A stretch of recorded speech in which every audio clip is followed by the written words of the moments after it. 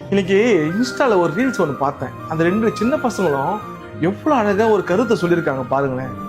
அது பார்த்துட்டு வாங்க, நான் அதுக்கான விளக்கத்தை சொல்றேன். மச்சான், வாழ்க்கையே ஒரே பிரச்சனையா இருக்கும். என்ன பண்ணலாம் மச்சான்? நமக்கு பிடிச்சது பிரியாணியா இருந்தாலும் அதுல பட்டை கிராம்னு 2 பிடிக்காது வரத்தான் செய்யும். அதே போலதான் நம்ம வாழ்க்கையும்.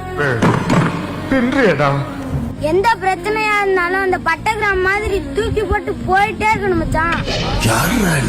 கேட்டீங்களா?